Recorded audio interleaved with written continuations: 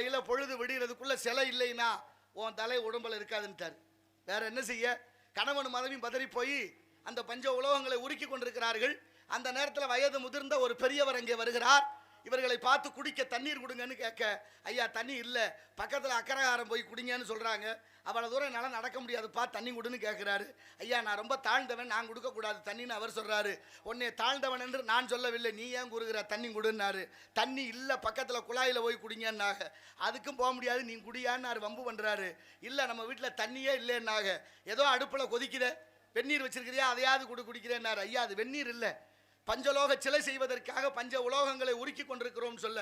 பரவாயில்ல ஏதோ ஒன்று குடுறா குடிக்கிறேன்னு வாங்கி மடமடன்னு குடிச்சாரு. எடுத்து அவரே மாறி நின்ற உருவம் தான் நடராசர் சிலை என்று தல புராணம் கூறுகிறது. கோனேரி ராஜபுரம் என்ற ஊர்ல. இதுல என்ன ஆச்சரியம் தெரியுமா? 1008 கோயில் சிவன் கோயில் இருக்கு. 1008 கோயில் சிவன் கோயிலையும் நடராசர் சிலை இருக்கு.